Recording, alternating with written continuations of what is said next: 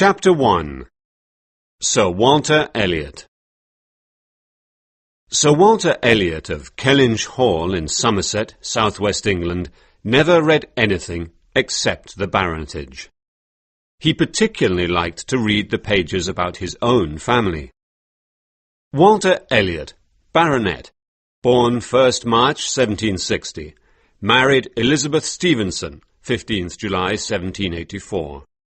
3 daughters: Elizabeth, born 1st June 1785, Anne, born 9th August 1787, and Mary, born 20th November 1791, married Charles Musgrove, 16th December 1810.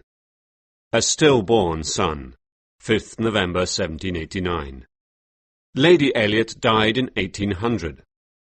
Heir presumptive: William Walter Elliot, the great-grandson of the second Sir Walter. This introduction was followed by the history of the Elliot family. 300 years of respectability. Reading it gave Sir Walter great satisfaction. Vanity was his principal characteristic. He was vain about his noble family and his good looks. At 54, he was still a handsome man. His friends had been surprised that he had never married again. He could have asked Lady Russell to marry him. She was a widow who lived nearby and had been Lady Elliot's closest friend. However, 13 years had passed since Lady Elliot's death, and Sir Walter and Lady Russell were still just good friends and neighbours. Sir Walter's favourite daughter was Elizabeth. She was 29, but she was still very good-looking. Anne was 26 and had been pretty a few years before, but now she was pale and thin. Mary had grown fat since her marriage. Lady Russell had deep lines around her eyes. Sir Walter took great pleasure in thinking that of all the people he knew, only he and Elizabeth were still as good-looking as ever. Elizabeth will marry a great nobleman, he thought, and he did not notice that he had been thinking it for the past 13 years. When Elizabeth was 16, she had planned to marry her father's heir, William Walter Elliot. That was the only way she could keep her father's property. When she met the young man, she liked him. He was invited to Kellynch Hall, but he never came. A year later, he married a rich woman from a middle-class family. Elizabeth was angry and upset. Her life went on rather emptily. She went to elegant parties and visited friends. She tried to fill the time, but it was difficult, since she had no talents or interests. Recently, she had been worried about her father. He was in debt. Neither Elizabeth nor her father could imagine how to pay these debts. Both felt that their extravagant lifestyle was essential to the dignity of a noble family. Lady Russell and Anne spent hours trying to find a way to save money and pay the debts, but every plan for economy they proposed was rejected by Sir Walter. Finally, he accepted the radical plan of moving to the town of Bath. There, he could live for less money without losing his dignity. Meanwhile, Kellynch Hall was rented to a gentleman called Admiral Croft. When Sir Walter's lawyer, Mr. Shepherd, had completed the business arrangements with Admiral Croft, he came to Kellynch to report to Sir Walter. "Admiral Croft is very nice," said Mr. Shepherd. "His wife's brother lived in the nearby village of Monkford a few years ago. Perhaps you know the gentleman. Now, what was his name?" Mr. Shepherd searched his memory, but couldn't remember the name of Mrs. Croft's brother. "He lived in the grey stone house." After a moment, Anne said, "I suppose you mean Mr. Wentworth." "Ah," said Sir Walter. "The curate of Monkford. When you said gentleman, I thought you meant a man of property, somebody of the nobility. Mr. Wentworth was nobody." Anne left the room quietly and went out into the garden. As she walked between the tall trees, she thought, "In a few months, perhaps he will be here." She was thinking of the curate's brother, Captain Frederick Wentworth of the Royal Navy, who had spent the year 1806 in Monkford. At that time, he was a handsome, clever, charming young man, and Anne was a pretty, gentle, sensitive girl. They fell in love and were happy for a short period. But when Frederick asked Sir Walter if he could marry Anne, Sir Walter was not pleased. He thought that Frederick's family was not good enough. Even Lady Russell, who was much more sensible than Sir Walter, disapproved. Anne was Lady Russell's favourite of the Elliot sisters. Only Anne had the gentleness, good sense and modesty that Lady Russell had loved so much in her old friend Lady Elliot. Lady Russell thought that it was foolish for Anne to marry a young man with no money. "When your father dies," she had said, "he'll leave you very little money and no property. You'll need to marry someone rich, and so does Captain Wentworth. If you marry each other, you'll have no money at all, and you'll both be miserable as a result." Anne was too gentle to argue against this. She broke off her engagement to Frederick, convinced that it was the best thing for him. Frederick was angry and hurt. "I'm sure that I'll earn money and promotion in the Navy," he said. But Anne continued to resist him, and finally he went to sea. That was 8 years ago, when Anne was 19. Very few people knew about the relationship between them. His sister, Mrs. Croft, had been abroad with her husband at the time, and Anne's sister, Mary, had been away at school. Captain Wentworth had never returned to Monkford, because his brother had moved away. In the 8 years since Captain Wentworth had left, Anne had never fallen in love with anyone else. Mr. Charles Musgrove had asked her to marry him, but she had refused, and he had married her sister Mary instead. Anne read about Captain Wentworth's career in the newspapers. He had been right. His Navy career was a great success. By now he must be quite rich, thought Anne sadly. He had never married. Thinking about it now, Lady Russell's advice seemed too cautious. Anne thought she was being prudent, but instead she had ruined her life. Mary lived at Uppercross, 3 miles from Kellynch Hall. One day she said to her sister Elizabeth, "When you go to Bath, please leave Anne with me. I'm not well, and I need Anne's help." "All right," said Elizabeth. "No one will miss her in Bath." Elizabeth's friend, Mrs. Clay, a young widow, was going to Bath with them. Elizabeth was perfectly happy with the thought of her father and her friend as her only companions. Anne was also happy with the arrangement, and gladly accepted Mary's invitation. She did not like Bath. She much preferred to stay in the country close to Lady Russell, who appreciated her. She and Mary did not enjoy each other's company, but at least Mary valued her help, and this way she did not have to go to Bath. There was only one problem with the plan. The idea of Mrs. Clay staying for months with Elizabeth and Sir Walter at their house in Bath made Anne worried. Mrs. Clay was not a pretty woman, but she was intelligent and friendly. Anne thought it imprudent to let a pleasant young single woman stay in the house with Sir Walter for so long a period. She told Elizabeth this, but Elizabeth replied, "Nonsense! Father doesn't find Mrs. Clay attractive. Besides, she isn't from a noble family.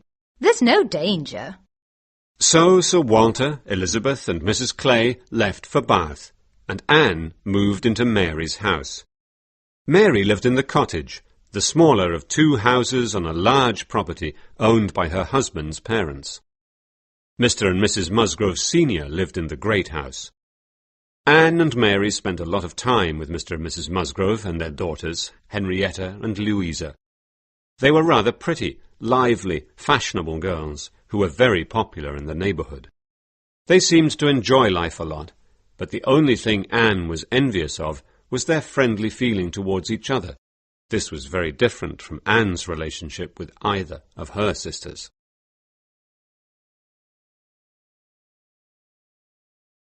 Chapter 2.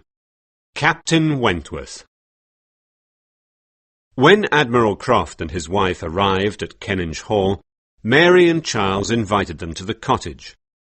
Mr. and Mrs. Musgrove and their daughters were also invited.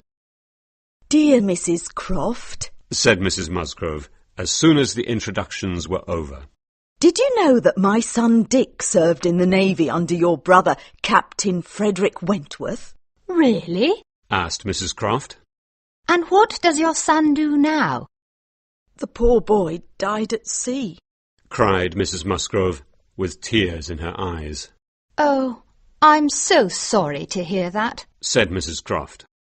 "But in one of his letters to me he wrote, 'Captain Wentworth is a fine, courageous young gentleman.' Yes, he admired your brother very much, Mrs. Croft." In fact, Dick Musgrove had been a stupid, lazy, difficult young man, so his parents had sent him to sea. He was as difficult in the Navy as he had been at home. When he had died 2 years before, at the age of 20, no one, except his mother, really felt sorry. Mrs. Croft, who was a sensible, confident, straightforward lady, tried to comfort Mrs. Musgrove. My brother will be very glad to meet you, Mrs. Musgrove, said Mrs. Croft. His career in the Navy has been a great success. Now that the war is over, he's back in England. He's coming to stay with us at Kellynch Hall next week. Anne, who was standing nearby, heard this, and her heart beat fast in agitation. The following week, Henrietta and Louisa came to visit Anne and Mary at the cottage. "We've met Captain Wentworth," cried Henrietta. "He's very handsome and charming. Father invited him to dinner this evening." Yes, cried Louisa. you must all come to meet him. "I'm afraid we can't," said Mary. "My little boy has a cold. We must stay with him this evening." Well, I can go, can't I? Charles asked Mary. "If you want," replied Mary, clearly offended that her husband did not want to stay with her. You can both go. Said Anne. I'll stay here with little Charles. "What a good idea!" cried Mary, suddenly happy again. Charles and Mary went to the great house, and Anne remained at the cottage. All evening she thought about the dinner at the great house. There, Frederick Wentworth was smiling and talking to other people. How does he feel? She wondered. About meeting me again. Sooner or later we will have to meet. Perhaps he feels indifferent. Or perhaps he'll be embarrassed. In all these years he has never tried to contact me. Charles and Mary came home late, full of enthusiasm for Captain Wentworth. "Such a friendly young man," said Mary. "Charles has invited him to go shooting tomorrow after breakfast. He invited him to come to breakfast, but Captain Wentworth was afraid of disturbing little Charles." Anne understood it. He did not want to see her. "But Anne," continued Mary, "he says he knows you. He says he met you 8 years ago, but I don't remember him at all." No, you were at school then, said Anne quietly. The next morning, Henrietta and Louisa walked down to the cottage with Captain Wentworth. When Anne saw Captain Wentworth walking towards the cottage, she blushed, and she could hardly breathe from nervousness. "Ah," said Mary. "Henrietta and Louisa have come too. They probably want to walk and watch the shooting. If you can stay with little Charles, Anne, I think I'll go with them." Certainly, said Anne in a trembling voice. And suddenly he was there, in the drawing room. He bowed to her. She curtsied to him. Her eyes met his briefly, then looked away again. She heard his voice. He made polite conversation with Mary for a few minutes. And then he was gone, with the Musgrove sisters, Charles and Mary, and Anne was left alone in the drawing room thinking, thank God that's over. "Captain Wentworth wasn't very polite to you, Anne," said Mary when she returned. "As we left the house, Henrietta asked what he thought of you, and he said, She's changed so much that I hardly recognized her. Mary, being rather insensitive, had no idea how much pain her words caused her sister. It must be true, Thought Anne. but he hasn't changed. He's just as good-looking as ever. His comment hurt her, but it also made her calm. If I have changed so much, She thought. there is no hope that he will love me as he did before. So be calm. She told herself. If you can be calm, you will be content. Surprised by Henrietta's question, Frederick Wentworth had told the truth, but he had not expected anyone to repeat his comment to Anne. He had not forgiven Anne Elliot. She had abandoned him, and in doing so, she had shown weakness of character. She had allowed herself to be persuaded by others. He had loved her, and he had never felt that way again about any other woman. He had never met another woman he considered to be equal to her. When he came to Kellynch, he had been curious to meet her again, but he thought her power over him was completely gone. Now that he was rich and the war was over, he wanted to settle down with some attractive young woman. Either of the Musgrove sisters could win his heart if she wanted to. In fact, any attractive young lady could do so, except Anne Elliot. When his sister asked him about his intentions, he said with a laugh, I'm here, Sophia, to find a wife. Any young lady can capture me with a little beauty, a few smiles, and a few compliments about the navy. But later he gave his sister a serious description of the kind of wife he wanted. The woman I marry must have a strong mind and a sweet manner. He had not entirely forgotten Anne. From then on, Anne was often in Frederick Wentworth's company, though never alone with him. It was strange to spend hours in the same room with him, listening to his voice, yet never looking at him closely or talking to him intimately.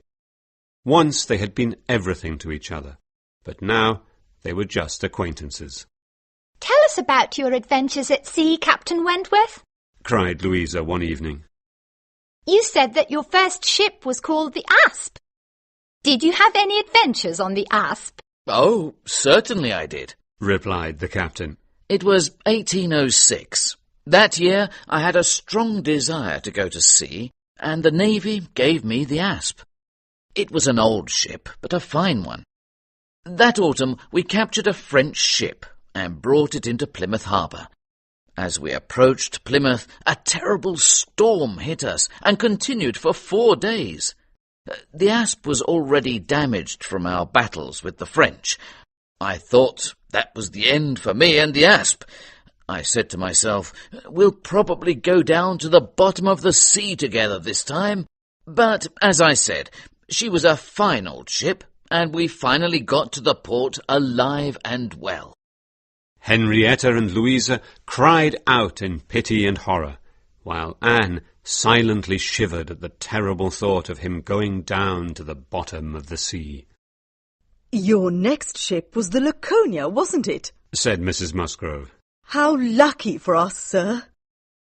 Frederick looked confused until Henrietta whispered to him. She's thinking of my brother Dick. Ah, Said Frederick. There was something in his face at that moment that suggested to Anne that his memories of Dick were not happy ones. No one else noticed that look. Only someone who knew him very well could have noticed it. He crossed the room, sat on the sofa beside Mrs. Musgrove, and spoke to her quietly and seriously about her son. Anne, meanwhile, sat on the other side of Mrs. Musgrove, thinking. We're on the same sofa.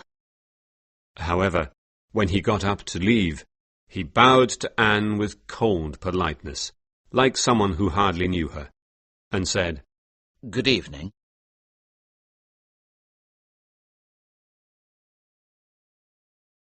Chapter 3. Henrietta or Louisa? The Musgroves were cousins of the Hayters of Winthrop. Winthrop was a large farm 2 miles from Upper Cross, and the Hayter family were, for the most part, plain, ignorant people.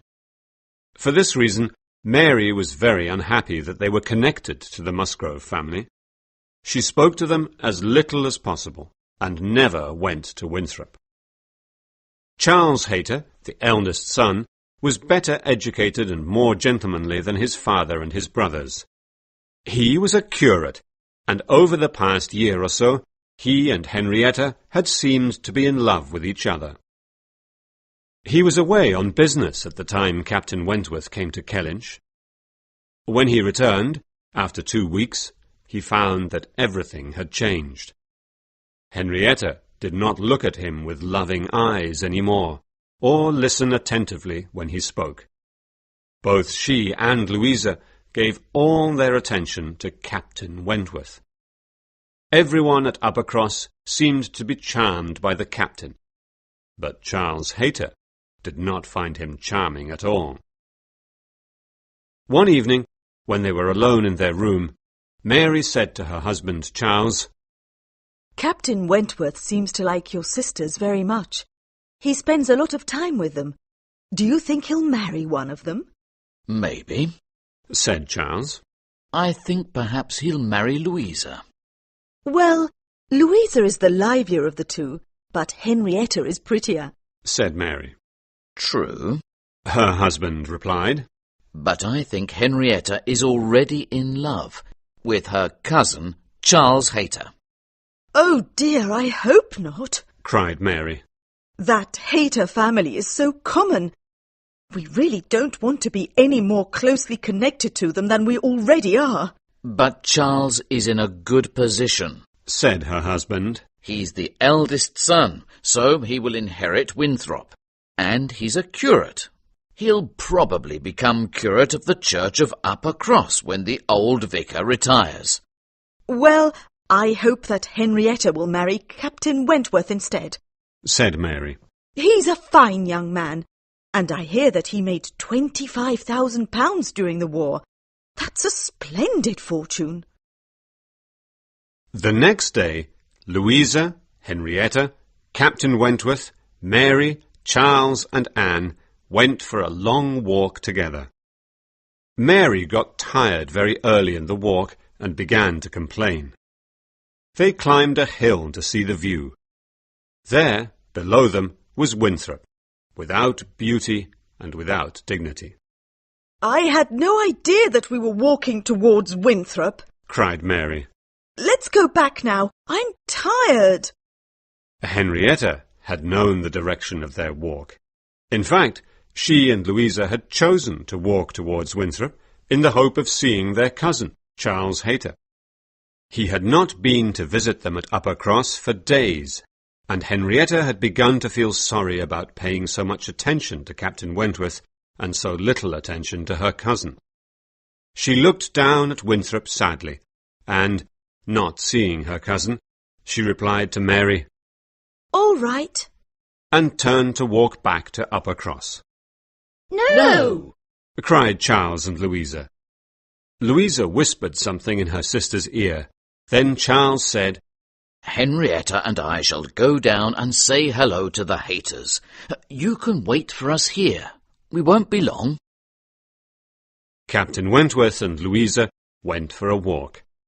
Anne found a place for Mary to sit down and rest, but Mary refused and went off to find herself a more comfortable seat. Anne was very tired too, so she sat down and waited quietly for the others to return. After a while, she heard Louisa's voice on the other side of the hedge. And so I made Henrietta go.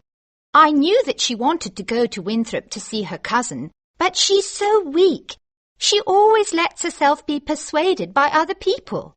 When Mary said we should go home, she agreed, even though she wanted to see her cousin.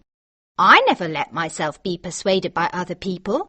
Once I have decided what I want to do, no one can persuade me to do something else. Then Frederic spoke. She's very fortunate to have you to help her, he said. If your sister and Mr. Hayter are in love, they must be strong. They can't let other people influence them. Your sister's very nice, but I see now that you have the stronger character. Anne sat very still, afraid of being seen by the two people on the other side of the hedge.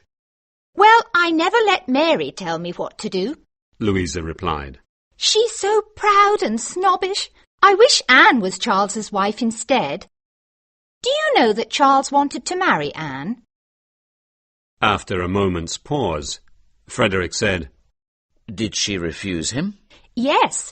Mother and Father think that her friend Lady Russell persuaded her to refuse. She thought that Charles wasn't good enough for Anne because he doesn't read poetry. Their voices became quieter as they walked further away. Anne sat still, hardly breathing. Now she knew what Captain Wentworth thought of her. Everything he had said about strength of character and weakness, about allowing yourself to be persuaded by others, made that perfectly clear. He had also shown a curiosity about her, which made her heart beat fast. Charles and Henrietta returned from Winthrop, bringing Charles Hayter with them. Henrietta and her cousin looked very happy. Clearly, their misunderstanding was over. They began the long walk home. Louisa and Captain Wentworth walked in front, Henrietta and her cousin behind them, and Charles Musgrove was at the back with Anne and Mary. Just then, Mr. and Mrs. Croft drove up in their carriage. Does anyone want a lift to Uppercross? Asked Mrs. Croft. I'm afraid we only have space for one person. Everyone refused. Henrietta and Louisa were not tired, and Mary felt offended at not being asked before the others. Nobody? Well, enjoy your walk, said Mrs. Croft. But then Captain Wentworth went up to the carriage and whispered something to his sister. Miss Elliot, cried Mrs. Croft. You look tired. Please come with us. Anne really was tired. At first she refused, but the Admiral and Mrs. Croft insisted, and soon she was in the carriage, knowing that Frederic had worried about her. He had seen that she was tired. She understood him. He could not forgive her for the past, and he was now thinking of marrying another woman. But even so, he could not see her suffer without wanting to help her. Chapter 4. Lyme Regis. A week later, Captain Wentworth went to Lyme Regis to see his friend Captain Harville. When he returned, he described the beauties of the town and surrounding countryside to his friends at Uppercross. They all decided to go to Lyme for 2 days and stay at an inn. Charles, Mary, Anne, Henrietta, Louisa, and Captain Wentworth. When they arrived, they went to the inn, and then Captain Wentworth took them to Captain Harville's house. Captain Harville was a tall, dark man who had been seriously injured in battle 2 years before. His face was kind and friendly, but his injuries had aged him, and he looked much older than Captain Wentworth, although they were in fact the same age. He lived with his wife, his children, and his friend Captain Benwick, who had been an officer on the Laconia when Frederic was captain. Captain Benwick had been engaged to Harville's sister, Fanny, but she had died while Captain Benwick was at sea. Ever since, he had lived with the Harvilles as a member of the family. After Fanny's death, Captain Wentworth had spent an entire week with Captain Benwick, trying to comfort his friend. Anne saw that the friendships between these 3 men were very strong and sincere, and she thought sadly, If I had married him, these people would now be my friends too. When they left the Harvilles' house, Louisa said to Captain Wentworth, What splendid friends you have! What kind, honest people! I think the men in the Navy must be the finest men in England. They went for a walk by the sea, then returned to the inn for dinner. Anne was looking very pretty. The cold wind had made her cheeks pink and her eyes shine. As they entered the inn, a gentleman dressed in black was going out. He looked at Anne with great admiration, and then stepped to the side politely to let her pass. He was not a handsome man, but Anne thought that his face was that of a pleasant, sensible man. Captain Wentworth noticed the gentleman looking at Anne, and asked the waiter who he was. "That's Mr. William Walter Elliot, sir," the man replied. "He has just left us to return to London." What a coincidence, said Mary. My father's heir was here, in the same inn. The next morning they went for a walk by the sea. It was too windy for the ladies to walk on the top of the sea wall, so they went down the steps to a path more protected from the wind. Mary, Anne and Henrietta went down the steps slowly and carefully. But Louisa asked Frederick to hold her hands while she jumped from the top step to the path below. "It's too dangerous," said Frederick. Oh, please! Louisa insisted. I want to jump. Just hold my hands and I'll jump down. "I really don't think it's a good idea," said Frederick. "You might fall." You can't persuade me. Cried Louisa. When I want to do something, I do it. So Frederick held her hands and she jumped. But when she landed on the lower path, she slipped on the wet stone and she fell and hit her head. She lay unconscious on the path. Her face went very white, and she did not seem to be breathing. She's dead! She's dead! Cried Mary. Henrietta fainted from the shock. Poor Charles was trying to comfort his wife and hold Henrietta up at the same time. Frederick, on his knees by Louisa's side, cried out, "Will someone help me?" Anne came up to Charles, put her arms around Henrietta and Mary and said, Charles, go and help the captain, quickly. I can take care of Mary and Henrietta. Frederick looked up at Charles and said, "What shall we do?" Go and get a doctor. cried Anne. "You're right," said Frederick. "You go and find a doctor, Charles. I'll wait for you here." Shouldn't we take her to the inn and wait for the doctor there? asked Anne. "Good idea." Said Frederick. Or, wait, Harville's house is closer. I'll take her there. Charles, bring the doctor to Harville's house. Charles ran off to find a doctor.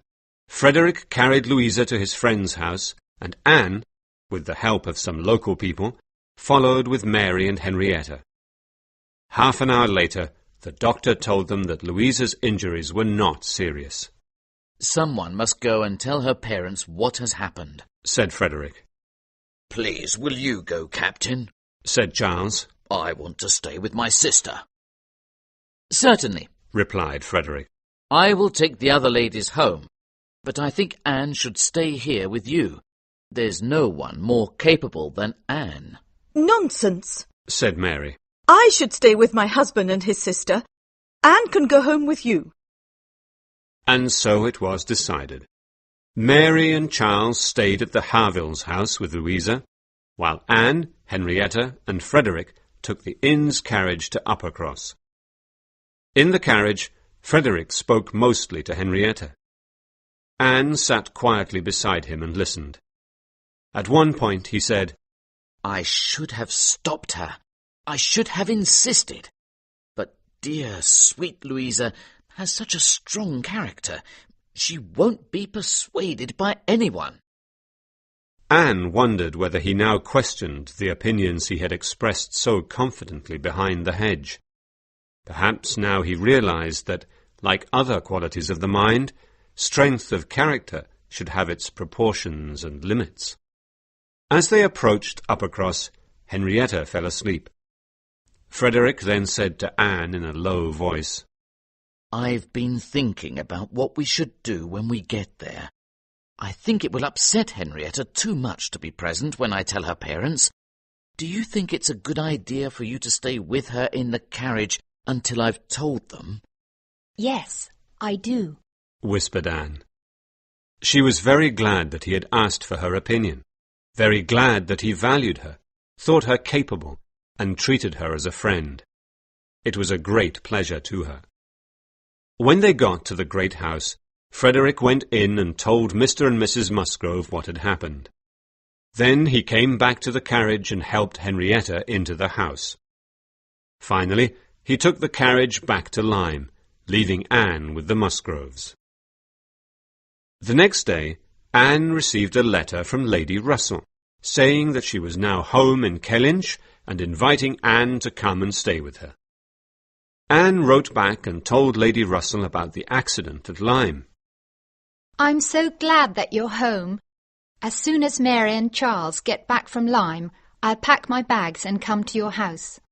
She was glad. She had missed her friend. But at the same time, she was worried. What will Lady Russell think of me spending all that time in Captain Wentworth's company? 2 days later, she was at her friend's house. How pretty you look, my dear, cried Lady Russell when Anne walked in. I haven't seen you look so well for years. Anne was pleased. She remembered the look of admiration that William Walter Elliot, her father's heir, had given her at the inn while he was leaving. Perhaps I really am pretty again, she thought. Lady Russell sat down beside Anne and said, I hear you've been spending a lot of time with Captain Wentworth. She sat waiting for an answer. Yes, replied Anne, trying not to seem agitated. he came to see the Musgroves almost every day, so of course I saw him often. I think he is in love with Louisa. Really? Said Lady Russell, and she thought with angry pleasure, How can a man who once appreciated the value of Anne Elliot, now 8 years later, possibly be charmed by Louisa Musgrove? Well, Lady Russell continued, Admiral and Mrs. Croft have gone to visit friends in the north, so he probably won't come back to this neighbourhood. I think Mrs. Croft said he was going to stay with his brother in Shropshire. Oh, said Anne. Chapter 5. Bath. Anne stayed at Lady Russell's house in Kellynch for a month. Then they both went to Bath. Lady Russell had rented a house for herself there.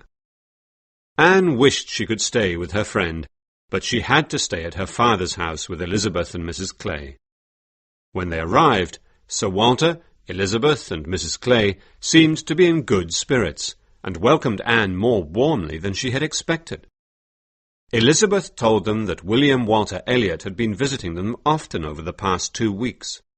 He was in Bath, staying with his friend Colonel Wallis and his wife and new baby. It's surprising that he visits you so often, said Lady Russell. I've never liked the man because he showed no respect for the family. He never came to see you while his wife was alive. I suppose now that she is dead, he is beginning to value his family. Anne was slightly confused. When she had seen him in Lyme, she had thought that Mr. Elliot seemed a sensible man. Why, Anne asked herself, is he so interested in making friends with the family now, after all these years? She thought perhaps it was for Elizabeth. Certainly, Elizabeth herself and Mrs. Clay thought so. That evening, Mr. William Walter Elliot came to visit. When he saw Anne, his face showed surprise and pleasure. My dear cousin, he said, I saw you just a few weeks ago at Lyme, but I had no idea that it was you. He sat between Anne and Lady Russell. His manners were very pleasant. He asked Anne why she had been in Lyme, and when she mentioned the accident he was interested and sympathetic. He wanted to know every detail. Then he spoke to Lady Russell about the years in which there had been no communication between himself and Sir Walter. It was all a misunderstanding, he said.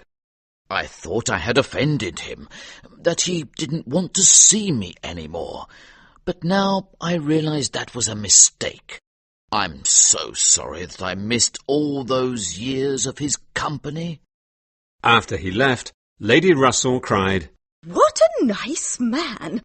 Is this really the same Mr. Elliot? I used to dislike him, but now he seems completely admirable.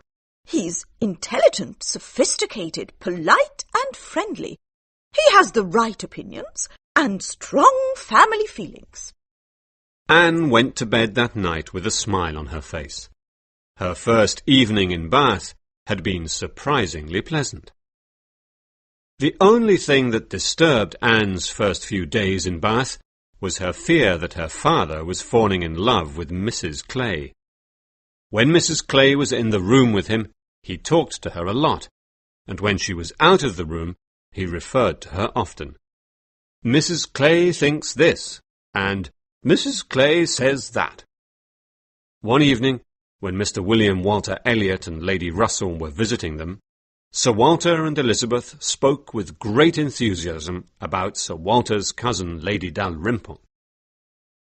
"She has come to Bath and has rented a beautiful house in Laura Place, which is, of course, the best street in town," said Sir Walter. "Since we are cousins, I called on her immediately, and she invited us to tea." Yes, said Elizabeth. she's a really charming lady, and her carriage is the most splendid one in Bath. Anne was embarrassed. She had never seen her father and sister in contact with nobility before, and she felt ashamed of them. Usually she considered them too proud, too conscious of their own position in society, and snobbish towards anyone they considered inferior. But now, for the first time, she wished they had more pride. She wished they did not show so openly how important it was to them for Lady Dalrymple to recognize them and treat them as equals. Lady Dalrymple was pleasant enough, but she was nothing special. She was not intelligent or cultured. Certainly she smiled at everyone, but the only reason Elizabeth called her charming was because she was a wealthy aristocrat. Mr. Elliot turned to Anne and said in a low voice, "I'm so glad that Sir Walter has found good company in Bath." Anne smiled and replied, My idea of good company, Mr. Elliot, is the company of clever, well-educated people who can make interesting conversation. "You're mistaken," he said gently. "That is not good company. That is the best. To be good company, you need only to be from a respectable family and have nice manners."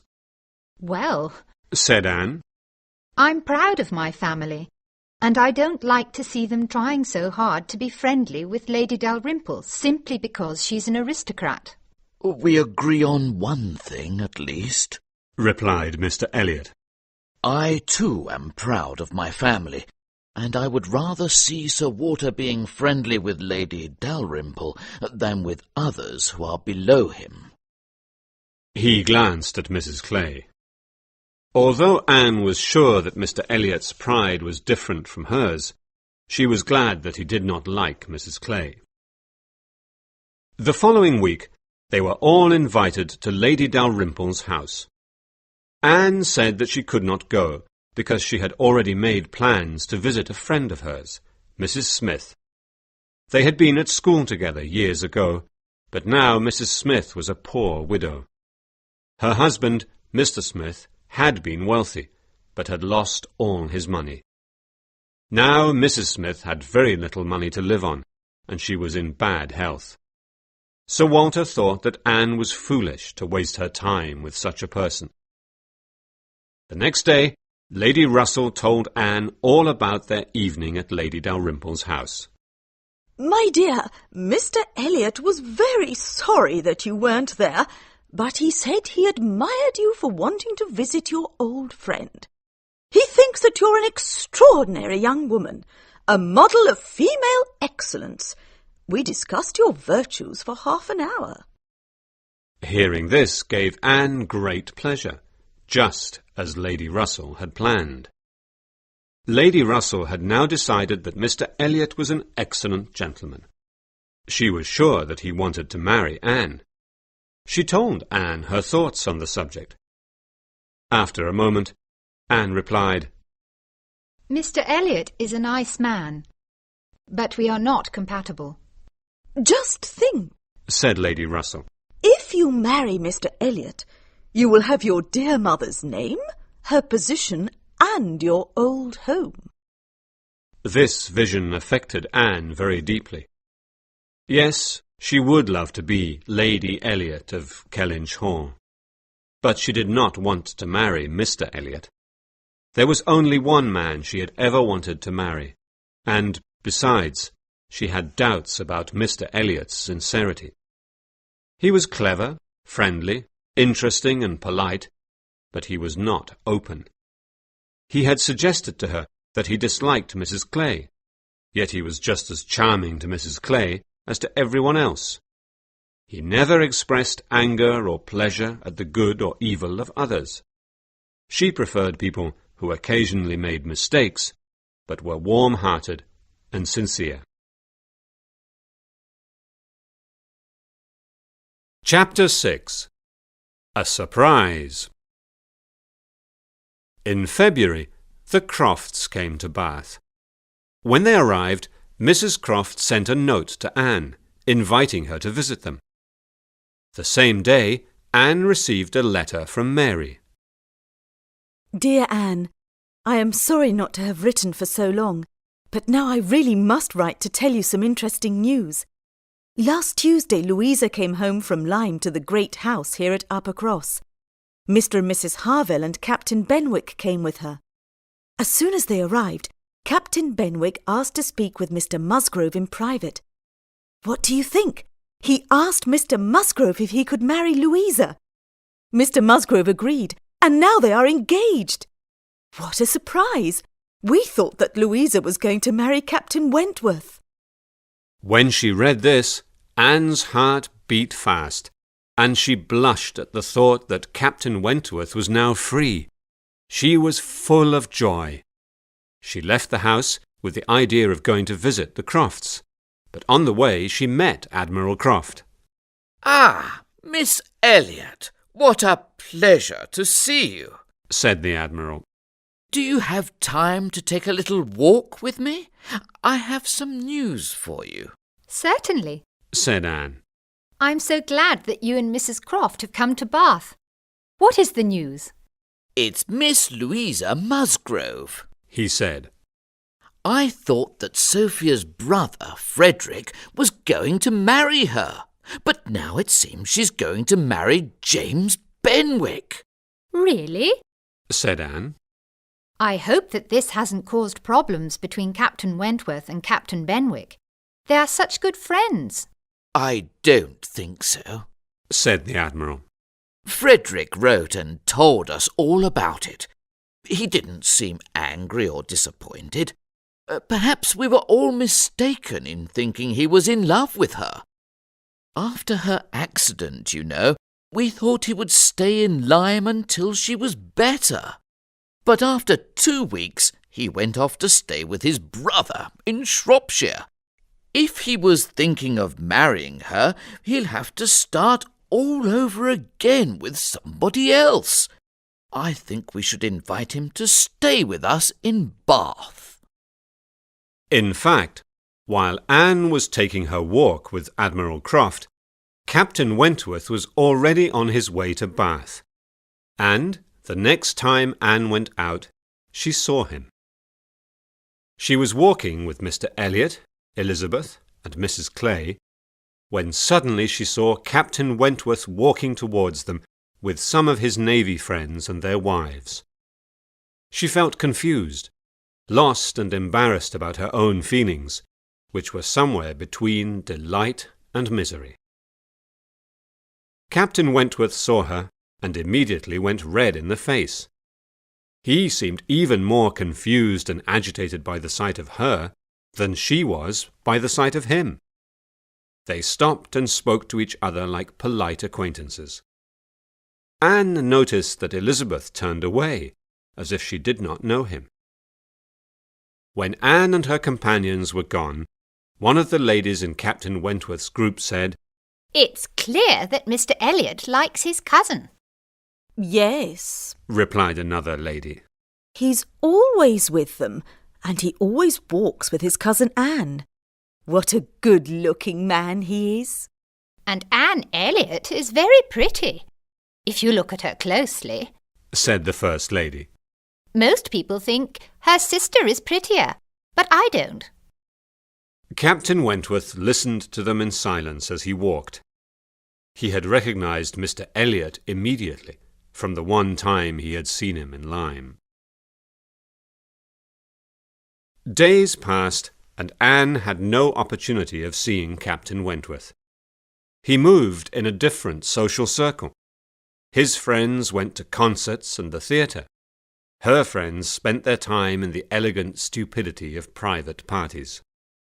But at last there was an opportunity, a special concert that Lady Dalrymple had promised to attend. Sir Walter, Elizabeth, Mrs. Clay, Mr. Elliot, Lady Russell, and Anne were all going with her. Sir Walter, his two daughters, and Mrs. Clay were the first to arrive at the concert hall.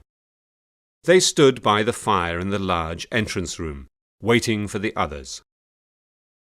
Captain Wentworth walked in alone. He was simply going to bow and move on, but Anne stepped forward and said, Hello. He stopped and made polite conversation with her. Sir Walter made a slight bow to Captain Wentworth, and Elizabeth curtsied. Captain Wentworth bowed to them. When they had discussed the weather, Bath, and the concert, there was a pause in the conversation. Then Captain Wentworth said, Have you heard? Louisa's accident in Lyme did produce one good result. She's engaged to be married to Benwick. Yes, I heard. said Anne. I hope they will be very happy, said the captain. They have no difficulties at home. Mr. and Mrs. Musgrove are behaving very honourably and kindly. They don't oppose the marriage, even though Louisa could have found a richer man. He stopped speaking suddenly when he noticed that Anne was blushing and looking at the ground. Then he realized that his words might seem to refer to their own past. I was surprised by their engagement, he continued, a little nervously. They are so different. Louisa is a very sweet, friendly girl, and she's not stupid. But Benwick is something more. He's a really intelligent man. He reads a lot and thinks deeply. Fanny Harville was like him in that way. She was an extraordinary woman, and his love for her was real. A man doesn't get over the loss of a woman like that. I'm surprised that he's able to love someone else at all, especially so soon after Fanny's death. Anne was breathing very quickly and feeling 100 things at the same time. But they were in a public place, surrounded by other people. She tried to bring their conversation back to everyday things. I would like to go to Lyme again, she said. But you had such a terrible experience there. I'm surprised you want to go back. My memories of Lyme are not all bad, said Anne. Just then, Lady Dalrymple and the others came in, and Anne had to leave the captain. When they took their seats in the concert hall, Anne looked around, hoping to see him. Mr. Elliot sat beside her and began talking to her in a low voice. I'm so glad I can sit beside you this evening, he said. On Thursday I'm going to visit some friends in Thornbury, and I won't be back until Friday evening. I'll miss the pleasure of your company. The concert opened with some Italian love songs, and the texts were included in the concert program. Mr. Elliot asked Anne to translate them for him, and she did so. You are so clever, he said. Oh, replied Anne. Not really. My Italian isn't very good. And modest. Too modest, said Mr. Elliot. You've only known me a few weeks, said Anne. You don't know my character well yet. "Perhaps I know more about you than you think," he replied. "I heard about your character long before I came to Bath." Really? Said Anne in great surprise. Who spoke about me to you? "I'll tell you some other time, not now. Said Mr. Elliot. For now, all I'll say is that the name Anne Elliot has for many years been an interesting one for me. I hope that name will never change." Anne looked away from him in embarrassment. She did not want to talk to him any more. She wished he wasn't sitting next to her. Just then she heard Lady Dalrymple say to her father, "A very fine young man. Who is he?" "Captain Wentworth," Sir Walter replied. "I know him only slightly." Anne looked in the direction in which they were looking, and saw him. He was looking at her. Just as her eyes met his, he looked away. "Mr. Elliot?" said Lady Dalrymple during the interval. "Come and sit beside me. I want to ask you something." To Anne's relief, Mr. Elliot moved away. The seat beside her was now empty, and after a few minutes, Captain Wentworth came over to talk to her. He looked unhappy. Something must have happened since they had spoken in the entrance room. Anne thought that perhaps Lady Russell or her father had glanced at him in an unpleasant way. Do you like the concert? She asked. "No, the music isn't very good," he replied. "I think I'll leave now." The next song is beautiful. It's worth waiting for," said Anne. "No, he said, in a voice full of emotion. there's no reason for me to stay." And he left. He's jealous of Mr. Elliot, thought Anne. For a moment, this thought gave her great pleasure. But then she felt hopeless and depressed. How could she tell him the truth? How could she let him know that she did not care for Mr. Elliot at all? Chapter 7.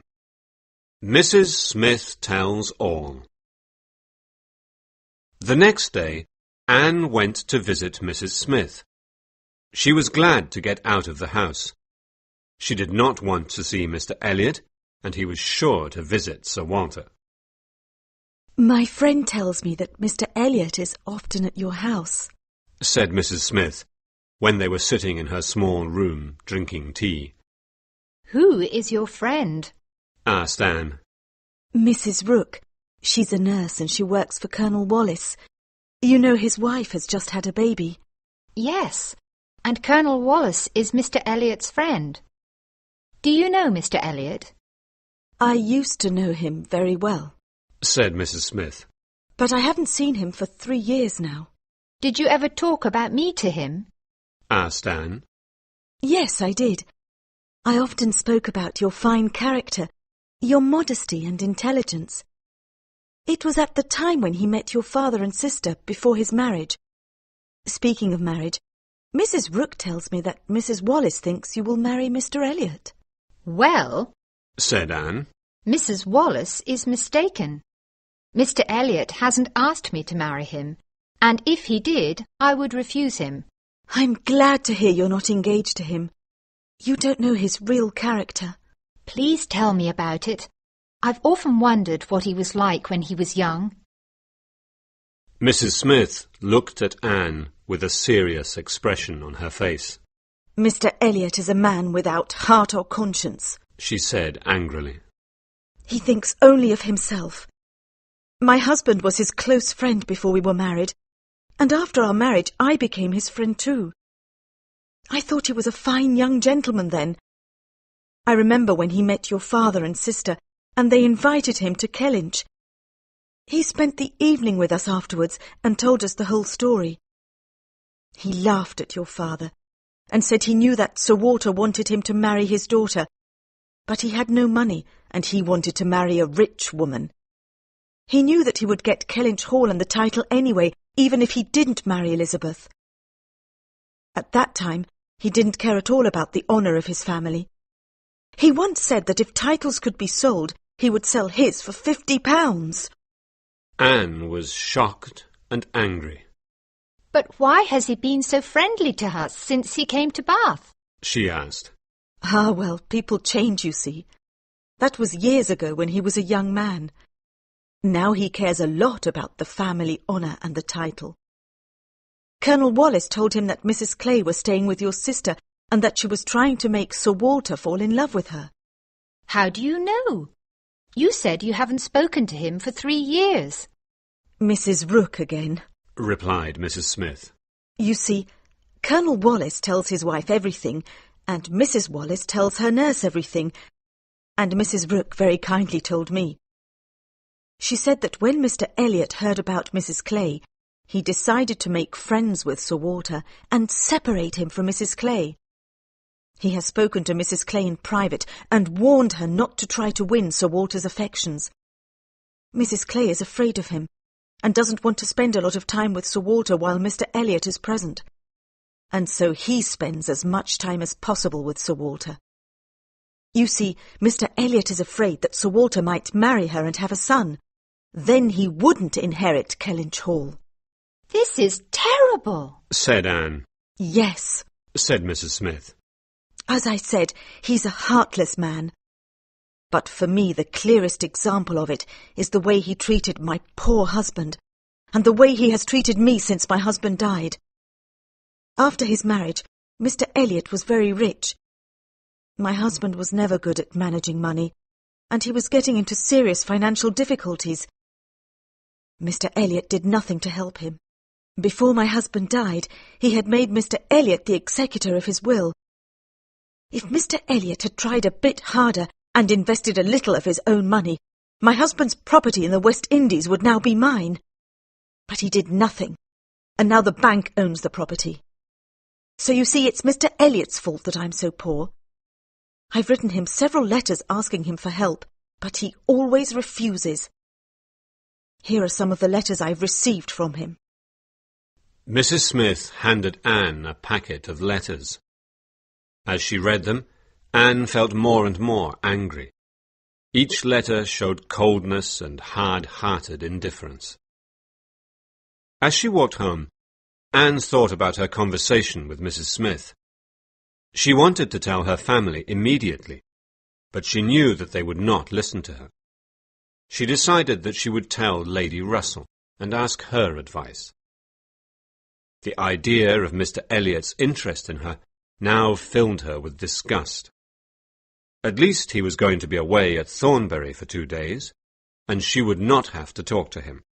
She shivered at the thought that Lady Russell might have persuaded her to marry him. Then she would have discovered his true character when it was too late. When she got home, she found Charles and Mary there. They had come to Bath for a few days with Captain Harville, Henrietta, and Mrs. Musgrove. They were all staying at the White Hart Inn. Anne was surprised and really glad to see them.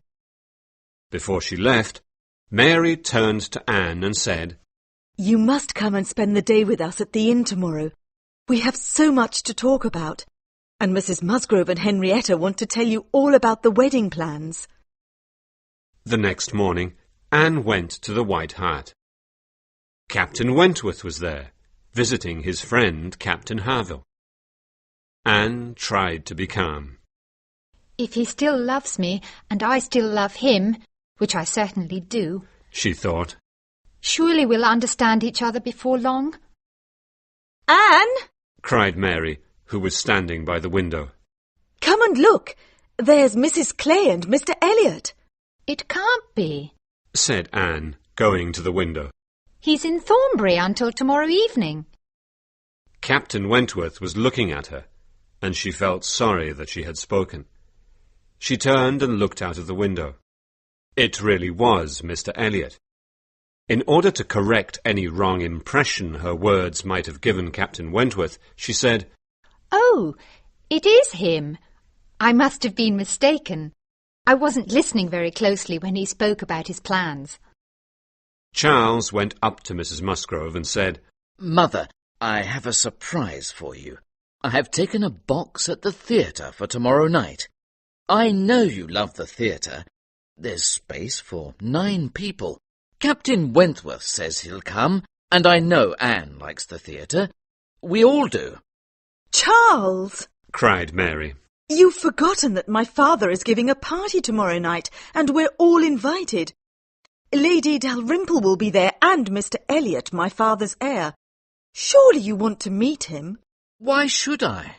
Said Charles. Mr. Elliot is nothing to me. Captain Wentworth had been listening intently to this conversation. At this last remark, Captain Wentworth's eyes moved from Charles to Anne. Then Mrs. Musgrove said to Charles, You'd better go back to the theatre and change the box to Tuesday night. If there's a party at her father's house, Anne will have to go to it, and we don't want to go to the theatre without Anne. I'd much prefer to go to the theatre than stay home for my father's party, said Anne. but perhaps it would be best to go on Tuesday instead. Captain Wentworth came over and sat by Anne.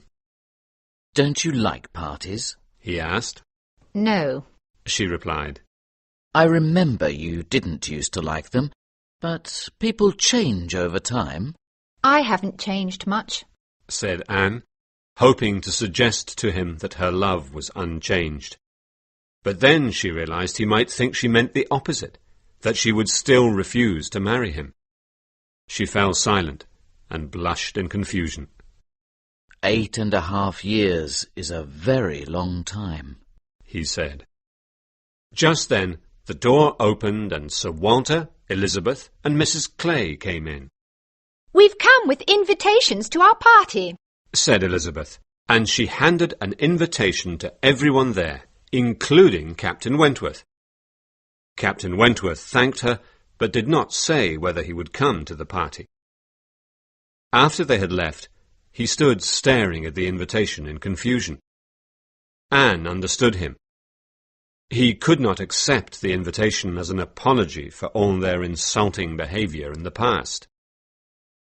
That evening at home, she thought about these things a lot. Would Captain Wentworth come to the party? She had no idea. Turning to Mrs. Clay, she said, I saw you talking to Mr. Elliot in the street today. I had thought he was in Thornbury. Oh, yes, I forgot to tell you, said Mrs. Clay. I was surprised to see him too. He told me why he hadn't yet left for Thornbury, but I forget what he said. I wasn't really listening. I remember he said that he would definitely be back in time for the party tomorrow. Chapter 8. A Conversation with Captain Harville. Anne spent the next day with her friends at the White Hart Inn. Captain Wentworth was there too. He asked if he could write a letter. Mrs. Musgrove showed him the writing table and brought him pen and paper. Captain Harville, who was standing by the window not far away from Captain Wentworth's table, smiled at Anne. She went and stood by him. He was holding a small painting, and he showed it to her. Do you know who that is? He asked. Certainly. It's Captain Benwick. Yes, and he's giving it to Miss Louisa Musgrove. But it wasn't painted for her. He had it done for my poor sister, and now he has asked me to bring it to Bath. He wants to have it framed so that he can give it to another woman. Captain Wentworth is writing to him now to tell him when it will be ready. I'm glad that Benwick has found someone else, but poor Fanny, he said with strong emotion. She wouldn't have forgotten him so quickly. No, said Anne. I don't think any woman who has truly loved can forget. We don't forget you as soon as you forget us. We live at home, quietly, with nothing to distract us from our feelings. You always have business of some sort to take you back into the world immediately. Your lives are filled with activity, and so it's easier for you to forget. But Benwick has not been busy out in the world, said Captain Harville. He's been living very quietly with us. True, said Anne. Well, if it isn't the result of the differences between men's and women's lives, it must be the differences between their natures. No, no. I don't think it's more in man's nature than in woman's to forget about love. I believe the opposite. Our bodies are stronger than yours, and so are our feelings. Your feelings may be stronger, said Anne. but ours are more tender. I too will make a comparison between the mind and the body. Man is more robust than woman, but he doesn't live longer. They were interrupted by the sound of Captain Wentworth's pen falling to the floor. Captain Harville turned to him and asked, Have you finished your letter? I'll be 5 minutes, then we can go, was the reply. Then Captain Harville turned back to Anne and said, All literature is against you, you know. Poetry and novels all talk of woman's inconstancy. But perhaps you'll say they were all written by men. Perhaps I will, said Anne with a smile. It's easier for men to tell their own story. They're much better educated than we are. No, books prove nothing. We can only speak from our own experience. Well, in my experience, men suffer a great deal in love. When a sailor goes to sea, leaving his wife and children behind, wondering if he'll ever see them again, he suffers greatly. Then he thinks of them every day until he returns. Oh, cried Anne. I'm sure that's true. I didn't mean to suggest that only women are capable of true love and loyalty. I only meant to say that men forget more easily when the object of their love has gone. But women go on loving even when there is no hope. She stopped speaking because she felt too much emotion to continue. Captain Wentworth stood up and said to his friend, I've finished. We can go now. Captain Harville said goodbye to Anne and went off to say goodbye to Mrs. Musgrove. Captain Wentworth looked at her with strong emotion in his eyes. There were 2 letters in his hand. He gave her one of them quickly, so that no one else would see. Then he was gone. Anne looked down at the letter. Her name was written on the envelope. Her heart beat fast. Her whole happiness depended on the contents of that letter. She sat down at the writing desk, opened the letter with a trembling hand, and read the following words. I cannot listen in silence any more. Listening to you, I feel both pain and hope. Tell me that I am not too late. I offer myself to you again. I love you even more than I did 8.5 years ago, when you broke my heart. Please do not believe that man forgets about love sooner than woman. I have loved no one else. I was angry with you, and I could not forgive you, but I was never inconstant. I came to Bath because you were here. I think about nothing but you. Have you not noticed? Do you not see that I love you? I did not tell you my feelings earlier because I was afraid you did not love me any more. Please believe that I have always loved you, and I always will. I have to go now, but I will come back as soon as possible. A word, a look from you will be enough to tell me whether I enter your father's house this evening or never. Frederick Wentworth. Anne put the letter down with tears in her eyes. She had to get out of this room, out of the inn, and away from other people. She went to Mrs. Musgrove and said, I'm afraid I must go home now. Are you ill? You look very pale. Then Charles came up to Mrs. Musgrove and said he had to go out. I have an appointment. It won't take long. I'll be back in half an hour. All right, said Mrs. Musgrove. But Charles, will you please take Anne home first? She's feeling ill. Certainly, said Charles, and they left.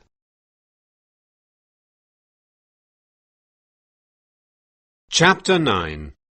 Union Street. Anne could not feel angry with Charles or Mrs. Musgrove. They were both so kind. But she felt frustrated. She wanted to be alone.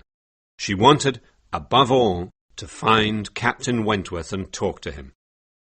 When they were walking up Union Street, Captain Wentworth saw them and crossed the street to walk with them. He looked at Anne nervously. She blushed and looked at him with an expression she hoped would show her true feelings. "Ah, Captain Wentworth," said Charles. "are you going towards Anne's house? She's not feeling well and must go home. I have an appointment in 5 minutes. Could you please walk her home?" "Of course," said Captain Wentworth. Charles said goodbye and left them. Anne and Frederic walked on together slowly. They were surrounded by people on the busy street, but they did not notice them. Soon they had expressed again all those feelings of love which, 8.5 years earlier, had made their future seem so secure. Now they were older, wiser, and stronger than they had been then, and their love was based on a fuller knowledge of each other's character. "I never loved Louisa Musgrove," he said. "I tried to like her, and was thinking of marrying her, because I wanted to marry.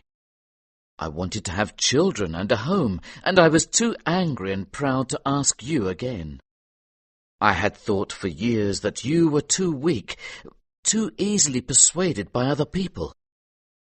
But in Lyme I saw the dangers of the opposite, a character that would not be persuaded at all. I began to realize your true excellence when Louisa had her accident.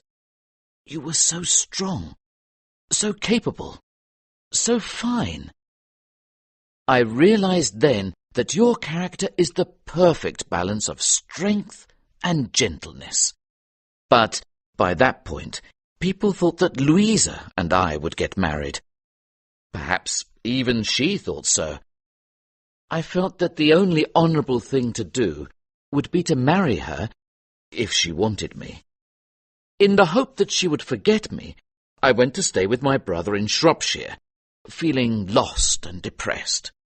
Then Harville wrote to me and told me that Louisa was engaged to Benwick. I came immediately to Bath to find you, but then I saw you with Mr. Elliot. Everyone in Bath was sure that you would marry him, and I was afraid that Lady Russell would persuade you to do so." They had reached her house. They said goodbye, and Anne ran up to her room, feeling happier than she had ever felt before. The evening came and the guests arrived. Anne's happiness made her cheeks pink and her eyes bright. She looked lovely as she moved through the rooms, talking to the guests. Lady Dalrymple and Mr. Elliot were there, but she did not care. No one could affect her happiness. She did not mind the snobbish, irritating things her father and Elizabeth said. She did not mind Mrs. Clay standing by her father's side. She talked to Mrs. Musgrove and the Crofts and Captain Harville. She tried to talk to Lady Russell, but found it impossible. Sometimes Captain Wentworth came and talked to her. Sometimes she saw him across the room talking to someone else, but looking at her. At one point, they stood side by side, pretending to admire the plants. "I've been thinking about the past," said Anne, "and trying to decide if I was right or wrong to follow my friend's advice. I think I was right. I don't mean that I think her advice was good. She was too prudent, and I would never give such advice to a young person now. But I think I was right to do as she advised. She said that if we married, we would be poor, and we would both be miserable. If I had married you then, I would have felt guilty. I would have felt that I was the cause of any financial worries you might have in the years ahead. Now I have nothing to feel guilty about. I hope one day you will be able to forgive Lady Russell and to like her more than you do now. Captain Wentworth looked across the room at Lady Russell.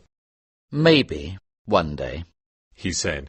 I too have been thinking, and I've decided that one person was more my enemy than Lady Russell, and that person was myself. Tell me, if I had come to you 2 years later, in 1808, with a few £1,000, would you have married me then? Oh, yes. Good God! He cried. I was such a fool. I wanted to do it, but I was too proud to ask you again. I didn't understand you. I shut my eyes and refused to understand you. I ought to forgive everyone before I forgive myself.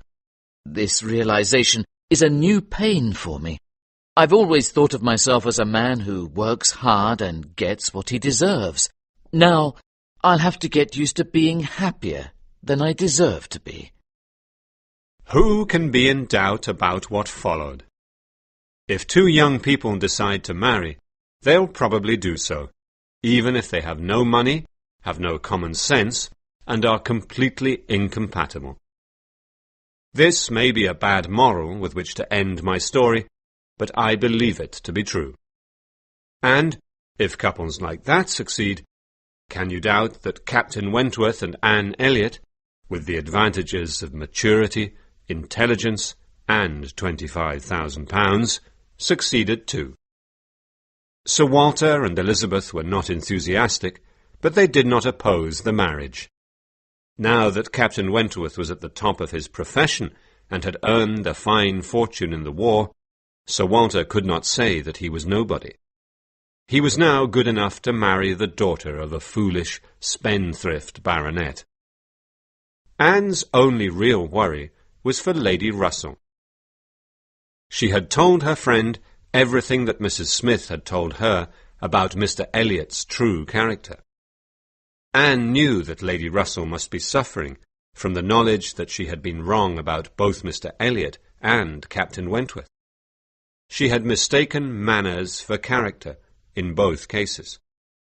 Anne, though so much younger than Lady Russell, was a much better judge of character. But Lady Russell was a good woman, and her greatest concern was Anne's happiness. Very soon she began to feel affection for the man who had made Anne happy. Mary was very pleased about the marriage. Captain Wentworth was much richer and better looking than either Charles Hayter or Captain Benwick, so she felt that her own sister had done better than her husband's sisters, and this gave her great pleasure. Soon after Anne and Frederic announced their engagement, Mr. Elliot left Bath. Elizabeth had always believed that he was there for her, so she felt humiliated by his departure. Mr. Elliot was shocked and upset by the news of Anne's engagement. He had hoped to marry her, so that he could watch Sir Walter more closely and make sure he did not marry again. But since that plan had not worked, he made a new plan for his own comfort and pleasure. He left Bath, and Mrs. Clay left soon afterwards. She moved into a house in London, and Mr. Elliot paid the rent. He was often seen at her house, and people said that, though he had stopped Mrs. Clay from becoming the wife of Sir Walter, she might one day convince him to make her the wife of Sir William. When Frederic heard Mrs. Smith's story, and how she had helped Anne to understand what kind of man Mr. Elliot really was, he felt very friendly and grateful towards her. He became as good a friend to her as Anne was. She was their first guest when they were settled in their new home. Frederic wrote letters to the West Indies and worked hard to help Mrs. Smith to get her West Indian property back, so that Mrs. Smith finally had enough money to live a quiet, contented life. Anne and Frederic were very happy together. Anne's only worry was that a future war might take him away from her. But she was very proud to be a sailor's wife. She felt that the men of the Navy were the finest men in England.